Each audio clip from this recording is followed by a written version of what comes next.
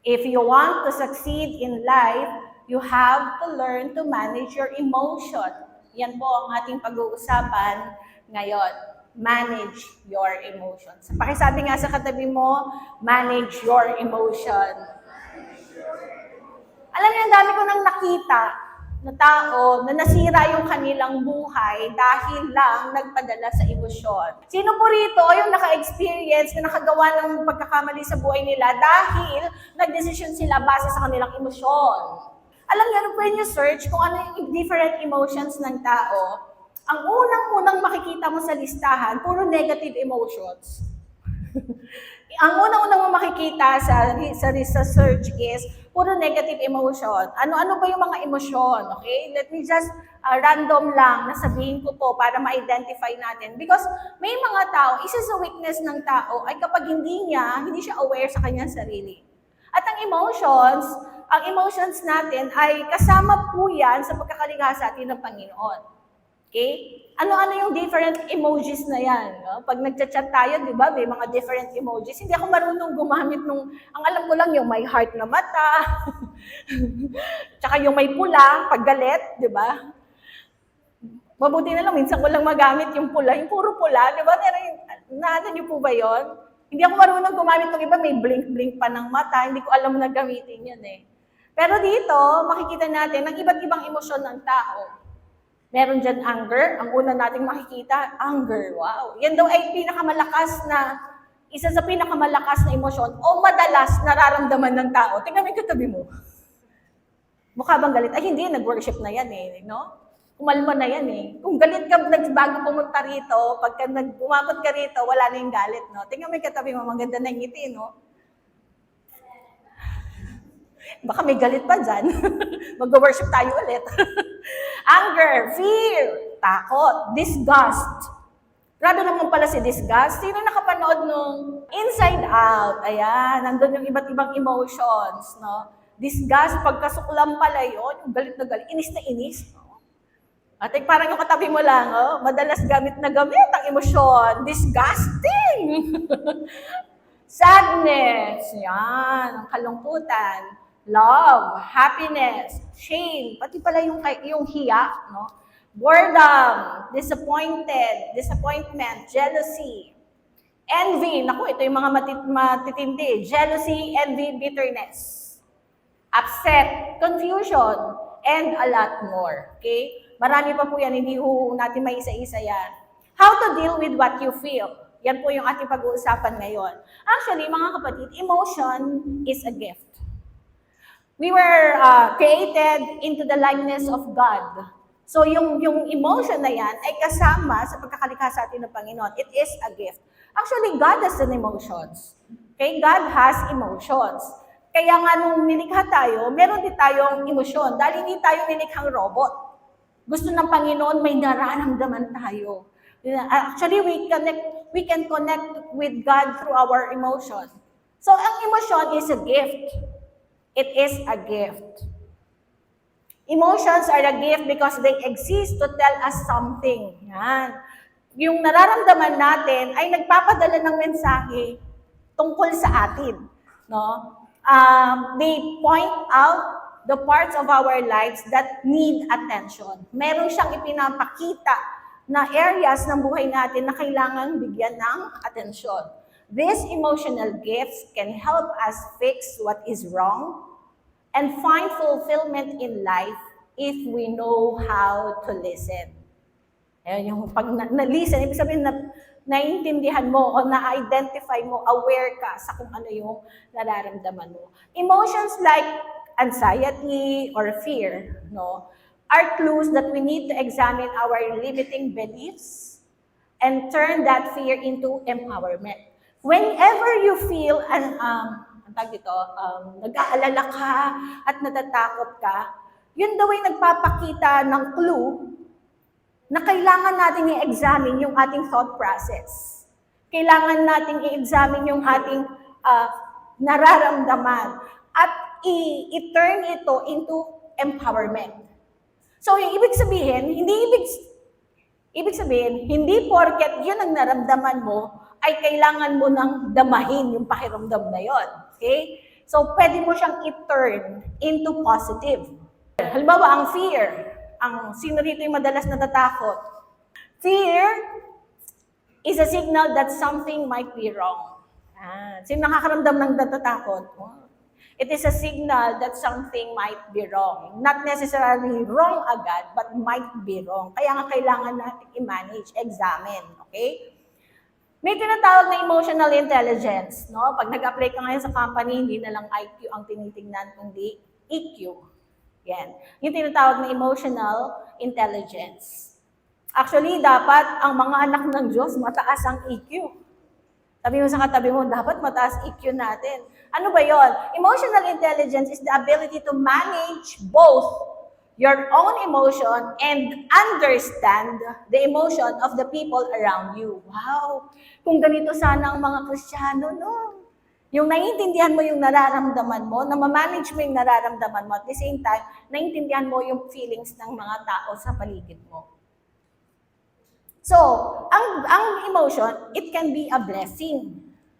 But it can also destroy us if it is uncontrolled. Kapag hindi ito na-control. Kaya nga kailangan natin siyang i-manage. Okay? Bakit kailangan i-manage ang emotion? Because feelings are unreliable. Jeremiah 17:9 says that the heart is deceitful above all things. Nasaan ba ang emosyon? Lahat nandiyan, nakatago sa kaibuturan ng ating mga puso. Sabi ni Jeremiah, ang batang Jeremiah, the heart is deceitful above all things and desperately wicked. Who can know it? Sa iba nga who can understand it?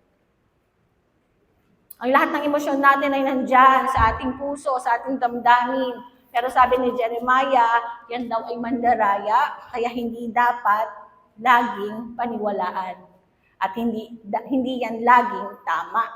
Feelings are unreliable. Mga kabataan, kung maaga ninyo itong matututunan at mapapractice sa inyong buhay, it will prevent you from a lot of heartaches. Pero kailangan i-apply, okay? Feelings are unreliable. Proverbs 14:12, there is a way that seems right to a man. Seems. The word seems, I would like to highlight the word seem, because ito yung, there is a way that feels right. Feels right.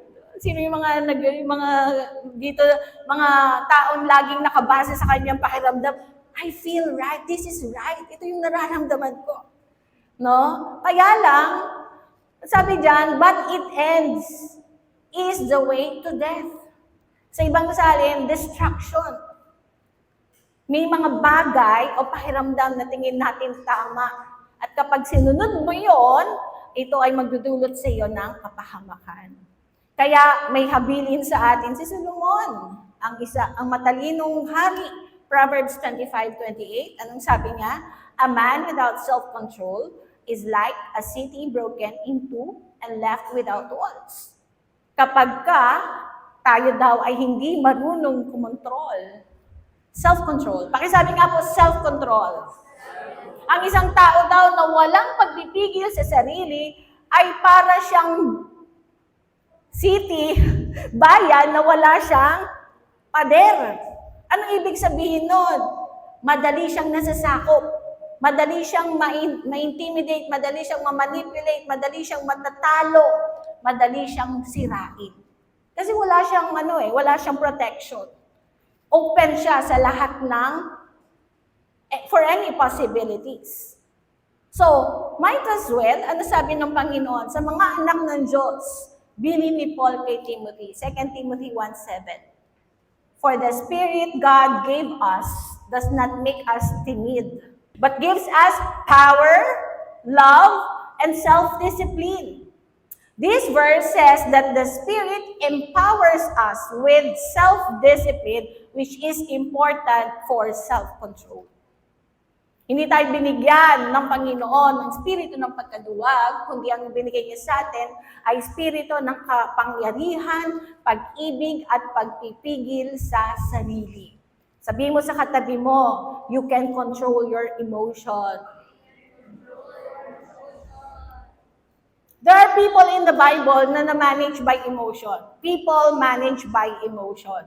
Kilala niyo po si Cain? Kapatid po niya alam nila, si Abel. Ano pong nangyari doon? Naghandog po silang dalawang magkapatid, pero ang kinalugdan ng Diyos ay ang kay Abel. Nainggit si Cain. Nakaramdam siya ng matinding emosyon, ng galit at inggit sa kapatid. Anong nangyari?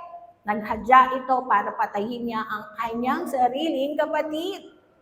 Yan ang nangyayari kapag hindi tayo nakakapag-practice ng self-control. Si Cain nagawang pumatay ng kapatid nang dahil sa matinding emosyon. Si Esau, kilala niyo po si Esau? Si Esau. Kapatid po siya nino, Jacob. Halos kambal, pero naunang lumabas si Esau. Isang araw, gutom na gutom si Esau, galing sa pangangaso. At ang pakiramdam niya, mamamatay na siya pag hindi pa siya kumain. Sakto naman, itong si Jacob, nagluluto ng gulay o sabaw. Basta, nagluluto siya. Siyempre, siguro, naaamoy pa yun naaamoy pa ni Esau yung luto ni Jacob. Siyempre, pag gutom na gutom ka na no? Sino rito yung pag gutom na gutom, nawawala sa sarili? Ang dami akong kilalang ganyan, parang nagiging incredible hawk pag gutom, no? Talagang mainit ang ulo. O wag mong gugutumin, ako, magugulo ang mundo, ganon.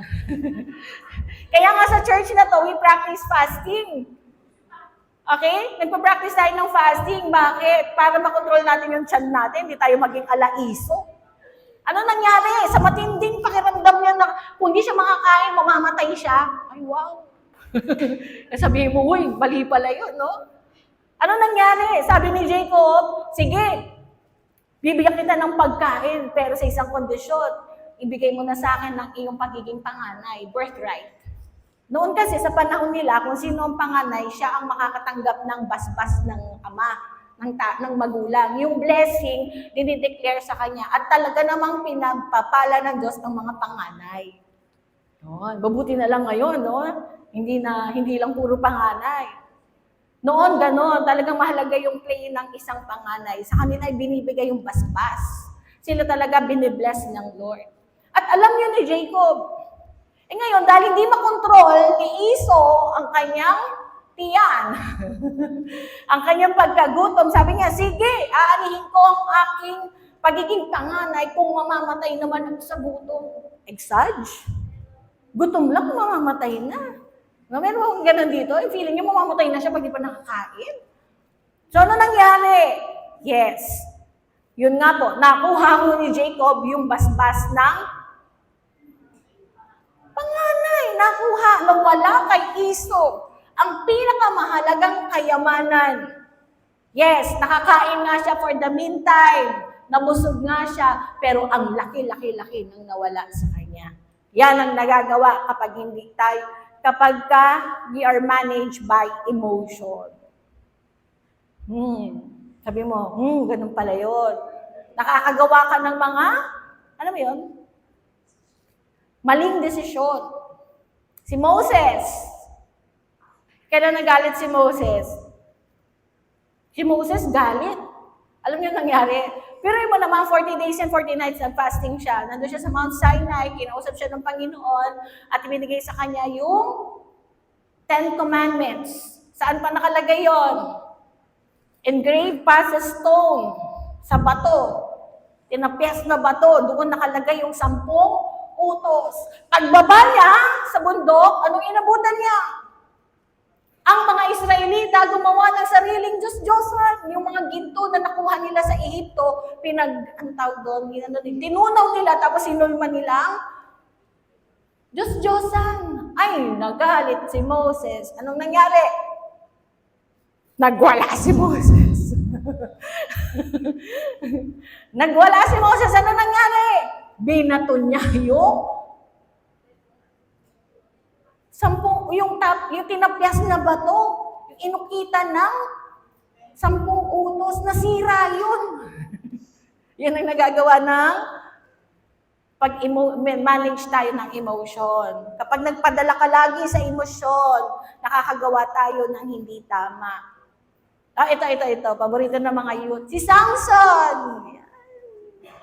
Ano naman yung strong feeling ni Samson? Sabi mo sa katabi mo, na in love. Ay! Mga youth, alam niyo po ba? Lagi ko to sinasabi, pag meron akong nakitang youth na discern ko na may special calling, talagang sinasabi ko, better watch out for your emotion. Dahil ang diablo gagamitin niya ang emosyon mo para alisin ka sa calling mo. Para hindi mangyari yung calling ng Lord sa'yo.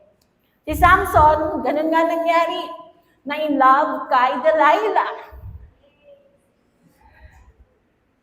Ito naman, hindi naman masamang may love di ba? Kaya lang si Delilah kasi, hindi siya kalooban ng Diyos kasi hindi naman nila kalahi si Delilah. Galing siya sa lahi ng kaaway. Di ba, binabawalan sila na mag-asawa nang hindi nila kalahi, kailangan hudyo rin. Na in love. Na in love si Samson. Anong nangyari? Matinding emosyon. He was managed by his emotion. Anong nangyari? Yun ang nagdala ng pagkatalo kay Samson. Nang dahil kay Delilah. Sabihin sa katabi, huwag magpadala sa emosyon. Sila yung mga tao na managed by emotion. Sino naman yung mga tao that they able to manage their emotion? Sila yung nagdala, sila yung nag-manage, sila yung kumontrol. Okay? Si Joseph. Yan. Si Joseph. Kilala niyo po si Joseph? Si Joseph the dreamer. Bata pa lang po siya, binigyan na po siya ng dream ng Panginoon that one day he will be great. Pero after that dream, sunod-sunod na po na trahedya ang nangyari kay Joseph. Parang ganito, no? Pinakitaan ka ng vision ng Panginoon at in-affirm niya na ikaw ay kanyang gagamitin mightily. Tapos, kabaliktaran yung nangyari after that dream. Ano yun? Binenta siya ng kanyang mga kapatid. Bago siya binenta, sinaktan muna siya. Tapos binenta siya. Pagkatapos, nakapunta siya sa bahay ni Potiphar. Maayos siyang nagtatrabaho, pero ano nangyari? Pinagbintangan siyang rapist. At dahil doon nakulong si Joseph. Alam mo, nakita ko doon, hindi man lang nanghina ang pananampalataya ni Jose. Kung ikaw yon, tingnan mo yung katabi mo, kung ikaw yon, sunod-sunod na trahedya, wala kang ginawang mali, pero puro pangit ang nangyayari. Nako, siguro yung iba rito umayaw na kay Lord. Sabi mo, di sinabi ni Jose na, Panginoon, ba't ganito? Ba't ganito yung nangyayari? Samantalang ang binigay mo sa akin vision, someday, I will be great. Gagamitin mo akong mightily. Pero alam nyo, even in the prison cell, Joseph remained faithful to God. Why? Do you think hindi siya nakaramdam ng panghihina? Do you think hindi siya nakaramdam ng confusion? Do you think hindi siya nakaramdam ng galit? Do you think hindi niya naramdaman kung ano yung nararamdaman ng isang normal na tao? Naramdaman niya yun. But he was able to manage his emotion. And because of that, God promoted him. At tinupad ng Panginoon yung dream na yon, na ang lahat ay luluhod sa kanya. Dumating ang araw, nakita sila magkakapatid, pati ang kanyang kasariling ama lumuhod sa harap ni Jose. Sabihin mo sa katabi mo, ikaw dapat ang nagmamanage sa emosyon mo. Kahit makaramdam ka ng panghihina, kahit makaramdam ka ng matinding kalungkutan, ng disappointment, hindi ka dapat nagpapadala sa emosyon mo. Dapat tayo ang nagmamanage ng ating emotion. Kilala niyo po si Jeremiah. Tawag po sa kanya ay weeping prophet. Bata pa lang po tinawag si Jeremiah. He was parang teenage years. Mabigat yung calling ni Jeremiah kasi ito yung generation na siya yung prophet pero napakatigas ng ulo ng mga Israelita. Tapat siya sa pagkatawag sa kanya ng Panginoon. Sinasabi niya kung ano yung pinapasabi ng Panginoon. Kung nagsisend si Lord ng warning, sasabihin niya sa Israel. Kung nagsasabi ang Panginoon na mag-preach ka ng repentance, mag-preach siya ng repentance. Pero ang nangyayari, hindi sumusunod ang mga Israelita. Kaya ang tawag sa kanya, weeping prophet. Bakit? Puro iyak siya. Weeping. Iyak lang ng iyak si Jeremiah. Bakit? Nahahappy siya na nakikita niya nagre-rebelde ang bayang Israel laban sa Diyos. Nahahappy siya sa tuwing nakikita niya nangangaral siya, pero hindi nakikinig ang mga tao. Pero alam nyo, nanatiling tapat si Jeremiah sa pagkatawag sa kanya ng Diyos. Sabihin mo sa iyong katabi, minsan mahirap talaga sumunod sa Diyos. Pero huwag ka sanang magpadala sa hirap. Amen? Manatili tayong tapat, kagaya ni Jeremiah. May dalawang klase ng Kristiyano. Alin ka dito? Emotional Christian or spiritual Christian? Ang emotional Christian, para sa kanya, all that matter is my feelings. Basta galit ako, galit ako. Walang pakundangan. Walang mahalaga sa kanya, kundi ang kanyang sariling nararamdaman lamang. At kung siya ay bubuo ng desisyon, ito ay nakabase sa kanyang emosyon. Yan ang tinatawag na emotional Christian. Ang problema, they are manipulated by feelings. Kaya nga minsan, may mga Kristiyanong hindi tumatagal sa Panginoon, sa kanilang pananampalataya. Bakit? Kilabot Christian. Sabi mo, kilabot Christian.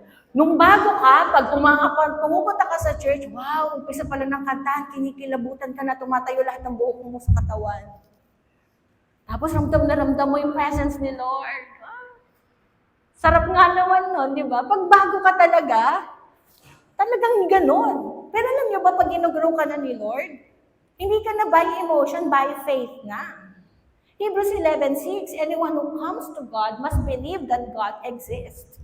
Every time na pupunta ka sa Panginoon, whether may naramdaman ka o wala, by faith, alam mo that you are seeking God. By faith, alam mo na wino-worship mo si Lord at nalulugod si Lord sa iyong pagsamba. It is by faith. Kasi darating ang araw, wala nang kilabot. Darating ang araw, wala nang kilabot. Sa umpisa ng paglilingkod, nandun yung fire, nandun yung passion, nandun yung zealousness. Pero dumarating ang panahon, nagsasubside po ang emotion.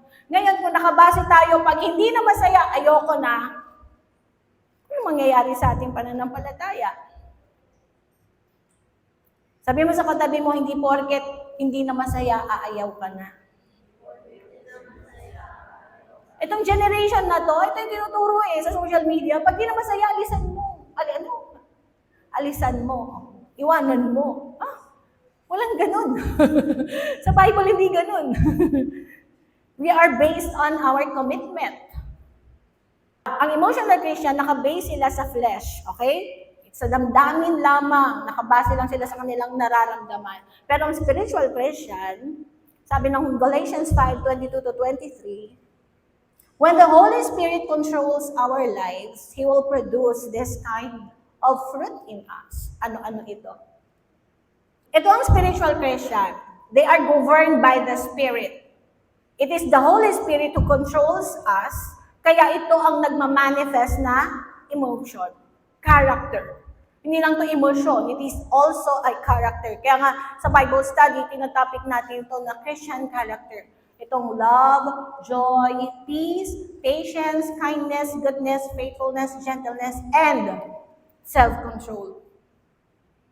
Ang espiritual na Kristiyano, may nararamdaman siya. Imposibleng wala. Siyempre, that's what make us human, yung emotion na yan. Pero hindi siya nakabase sa kanyang nararamdaman.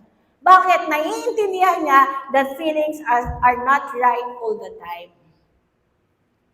Hindi laging tama ang iyong nararamdaman. Ang espiritual na Kristiyano, they are guided by the Word of God. Anong sinasabi ng Bible? Yes, nakakaramdam ka ng inis, nakakaramdam ka ng galit, pero hindi ka dapat nagkakasala sa emosyon na yan. Instead, kino-convert mo yung galit o inis na yan sa kung ano ang sinasabi ng salita ng Panginoon. Yun yung ibig sabihin ng spiritual Christian. We are governed by the Holy Spirit. Sino rito mga anak ng Diyos? Ang lahat ng anak ng Diyos ay pinananahanan ng Espiritu ng Diyos. At kapag nasa atin ang Espiritu ng Diyos, wala na tayo sa dati nating pagkatao, binigyan na tayo ng bagong pagkatao. Hindi na tayo nakabase sa laman, kundi nakabase na tayo sa Espiritu. Romans 8:6-8, the mind governed by the flesh is death, but the mind governed by the Spirit is life and peace. The mind governed by the flesh is hostile to God. It does not submit to God's law, nor it can do so. Those who are in the realm of the flesh cannot please God. Ang mga emosyonal na Kristiyano cannot please God. It is only by the Spirit that we can please God. Magkaiba kasi ang flesh at ang spirit. Opposite direction. O magkaiba sila ng gusto. Ang flesh, gusto niya nakaayon lagi sa 5 senses. Ang spirit, nakaayon sa faith. Hello? Hello? Kaya regardless ng nararamdaman mo, regardless ng naiisip mo, regardless ng naririnig mo, regardless ng nakikita mo, you still trust the Lord. Kaya nga, Galatians 5:16, so I say, walk by the Spirit. This is the only way we can manage ourselves. We can manage our feelings, our emotion. Walk by the Spirit and you will not gratify the desires of the flesh. Ito po yung mga bagay na kailangan ma-develop sa atin bilang wise manager. A wise man has the ability to control himself. A wise man thinks as much before he reacts. A wise man knows when to speak and when to be silent. When emotions are high, better evaluate it. Ano ang gagawin natin? Kapag matindi ang ating emosyon, matindi ang pagkainis, matindi ang pagkagalit, matindi ang pag-disappointment, matindi ang inggit, selos, lahat ng to. May mga time na talagang nakakagalit ay isang sitwasyon. Alam niyo si Jesus nagalit din naman eh. Pero sabi ng Ephesians 4:26, in your anger, do not sin. Do not let the sun go down. Ibig sabihin, kapag ikaw ay magagalit, huwag kang magkakasala at huwag mong patatagalin. That is just one emotion. Paano yung ibang emosyon? Kapag ganun kataas ang emosyon natin, well, kailangan nating mag-isip. Mag-isip, evaluate natin. Why am I feeling this? Bakit ako nagagalit? Identify the reason for your emotion. Minsan may mga trigger points kasi. Okay? Ano yung trigger points mo? Dapat kilala natin sarili natin. Ano yung madalas nakakapagpa-high blood sa'yo? Trigger points. Another question to ask yourself is this true? Ano ba yung nararamdaman ko? Ito ba yung tama? Totoo ba to? Totoo ba nagalit ako? Minsan hindi ka naman talaga galit eh. Stress ka lang, kaya ang taas ng boses mo. O, umuoo yung mga nanay. Minsan, galit ka ba? Hindi ako galit. Pasensya na po kayo, sino yung mga asawang lalaki dito. Minsan, stress lang si misis. Kasi si Pastora ay nandun sa pulpito, kaya hindi naman sa na-justify. No, minsan hindi naman, ito ba talaga? Galit ba talaga ako? Teka, hindi naman ako galit eh. Bakit ang sungit ko? Yan. Sabihin mo sa katabi mo, pag Kristiyano ka na, hindi ka na dapat masungit. So kung may time na nagsusungit ka, find your trigger points. Bakit? Diba? Kailangan, kilalanin mo yung sarili mo. Ito sa mga pumapasok sa relasyon. Minsan pumapasok kayo sa isang relasyon, sarili nyo nga, hindi nyo pa kilala. Paano kayo magmamahal ng ibang tao kung sarili nga ninyo, hindi nyo pa kayang i-handle? Hello? Ano? Ganyan mga tingin nyo sa akin, mga youth. Another is, ask yourself, is this building me up or tearing me apart? Ito bang nararamdaman ko ay nag-a-add ng value sa akin o sinisira ako ng emosyon na to? Kasi kung ganon, you better communicate to change it. Kailangan mo siya i-communicate.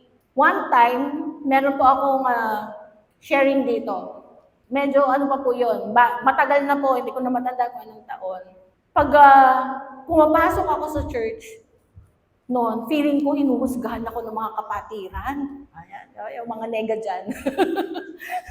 Ito po dahil po ako nga po ay anak ng pastor, maaga po ako nag-asawa, so nandun yung ang dami kong guilt feeling, no? Dahil, syempre, alam ko na yung word of God, tapos nag-asawa pa rin ako ng maaga, I disappointed the Lord and I disappoint my parents, I also disappoint myself. Okay? So, may time no, na bumabalik na ako sa church, matagal kasi bago ako nakabalik sa church.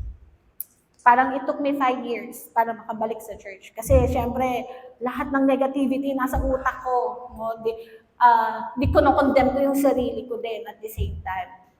So, may time na pumapasok ako sa church, feeling ko inuhusgahan ako lahat ng tao. Yung pagpasok ko sa church, tingin ko, ang pakiramdam ko, tinitignan ako mula ulo hanggang paa. Yan, sino yung may ganung pakiramdam dito? One time, pero nilalabanan ko siya. Kasi, binabind ko rin siya kasi baka, iniisip ko rin, baka galing to sa enemy. Na pinaparamdam niya sa akin yung condemnation, yung para hindi ako bumalik, para hindi ako magtuloy, no? Kasi, siyempre, kailangan i-evaluate, tinitimbang mo nga yung nararamdaman mo, galing ba saan tong emosyon na to? Kasi ang emosyon, pwede rin gamitin ng diablo, okay? Para tayo ay ilayo sa Panginoon. One time, I have a friend, sabi ko sa kanya, alam mo, nagsastruggle ako for the longest time, feeling ko, yung mga kapatiran, ginajudge ako. Sabi niya, mayroon namang nagsabi sa'yo, personal may nagsabi sa'yo, o may nakarating sa akin na sabi ng iba, pero walang personal na humarap sa akin at nagsabing, uy, bakit ka naman ganyan, yung nag-negative sa akin. Alam niyo, ang ganda ng sagot niya. Sabi niya sa akin, yan ang nararamdaman mo, pero hindi ibig sabihin, yan ang totoong nangyayari. Maaaring yan ang interpretasyon mo doon ang basa mo sa kanila, pero hindi naman yan ang totoo. Kasi nga, deceptive nga ang emotion, di po ba? Pwedeng gamitin yan ng diablo para sirain ka. O sige, sabi niya, meron na ba talagang humarap sa'yo at nagsabi ng ganito, ganyan sa'yo? Sabi ko, wala. Sabi niya, alam mo, baka ginagamit lang ng diablo yung emosyon mo para lumayo ka sa mga kapatiran. Meron din isang instance, taon din apart yun. Sabi ko, hindi na ako magdi-disciple. Drama-drama. Ayoko na mag-disciple. Oh. Minsan kasi, alam mo yun, mga din-disciple mo, minsan, alam nyo na yun. Sabi ko, Lord, noong time na yun, Lord, disappointed na ako. Sabi ko, yung mga din-disciple ko, nawala. Hindi talaga nawala na nag-backslide na lumipat ng iba pang church. Yung iba nag-abroad, yung iba lumipat ng bahay. So sabi ko, ayoko na mag-disciple kasi buong buhay mo, nilagay mo dun eh. Tapos, nung marunong na, nawala. Ibig na may katuwang na, di ba? Ibig na may katuwang na tayo. Naintindihan ko doon na hindi lahat ng nararamdaman natin kailangan natin i-entertain. Hindi lahat ng nararamdaman mo ay totoo. At hindi lahat ng nararamdaman mo ay tama. So what do you do? Maganda na meron kang mabuting kaibigan, maka-Diyos na kaibigan, na honestly magbibigay sa iyo ng perspective na hindi mo nakikita. Kasi mapapaliwanagan ka niya. Katulad na nung sinabi niya sa akin, baka naman pakiramdam mo lang yan, pero hindi naman talaga yun ang nasa isip nila sa'yo. Napaisip ako, baka ako lang na yun, di ba? Hello, minsan may ganyan tayong pakiramdam eh. Kaya minsan, umaabot sa punto, hindi tayo nakikipag-usap sa ibang tao kasi feeling natin ganit sila sa atin. Pero totoo, hindi. Ayaw lang din natin humarap o lumapit. Kasi yung emosyon na yan ang ipaparamdam sa'yo, i-feed ng demonyo yan eh. Halimbawa, yung mga matagal na nawala sa church tapos babalik. Anong emosyon na nilalagay ng diablo sa inyo? Huwag ka na bumalik, mahiya ka naman. Tagal-tagal mo nang di umatin, ngayon babalik ka. Sa totoo lang, marami pong gustong bumalik na hindi makabalik kasi kinakain sila ng kanilang emosyon. Guilt feeling. Anong gagawin natin? We will manage our emotion because we want to honor God. Sino rin gustong ma-honor si God? Even in our emotional aspect.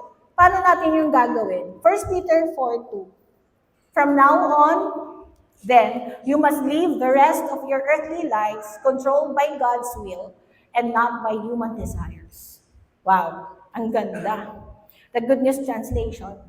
From now on, then you must live the rest of your earthly lives controlled by God's will and not by human emotions.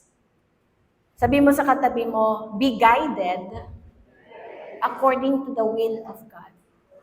Pag ikaw ay nakahapis, o halimbawa ikaw ay nagagalit, ikaw ay naiinggit, o ikaw ay nagsiselos, ito ba ay nakabase sa kalooban ng Diyos? Kalooban ba ng Diyos na ikaw ay mainggit? Hindi, di ba? Hindi. So, madali mong mariredirect yung emosyon na yun. Kailangan lang ma-identify mo nga. Kailangan mo name your emotion, ma-identify mo siya para mabago mo siya. Kasi hindi mo siya matatranslate o hindi mo siya mariredirect kung hindi mo naiintindihan ano ba talaga yung nangyayari sa loob mo. Okay?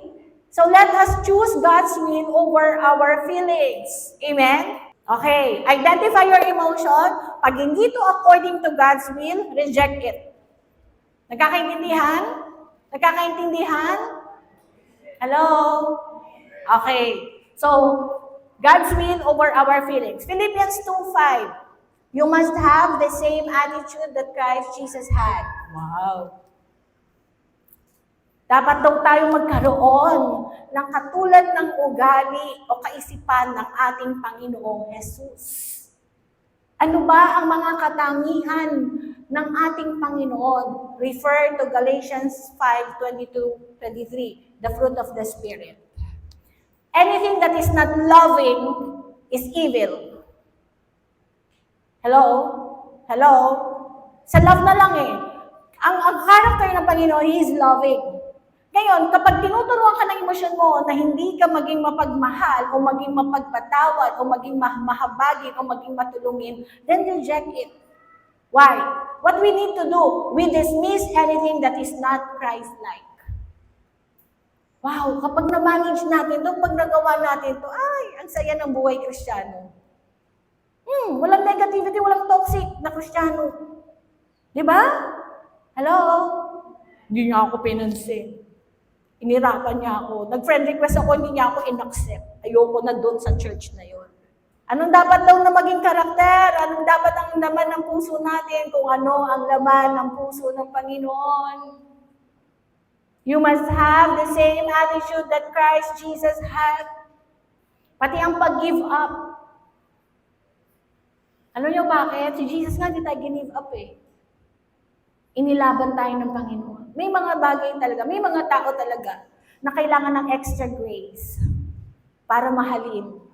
Nasa workplace, nasa school, nasa community mo, o minsan nasa loob din ng bahay. Mga taong ang hirap-hirap mahalin. May nakita akong quote doon saan ba yun? Sa Facebook. Kapag ikaw daw ay kinamuhian ng walang dahilan, alalahanin mo ring minahal ka ng Panginoon sa kung sino ka. Pag nakakakita tayo ng na-encounter tayo ng mga taong mahirap mahalin, alalahanin natin, tayo mismo mahirap din mahalin. Yan lang yung inilalagay sa akin din ng Panginoon kapag may time na umiiyak na ako sa panalangin, nahihirapan na ako sa pag-handle ng mga relationship, pag-handle ng mga kaluluwa. Sasabihin lang sa akin ni Lord, sige, lapit ka lang sa akin, pupunuan kita ulit ng pagmamahal. It is in prayer that we get to be refilled by God's love.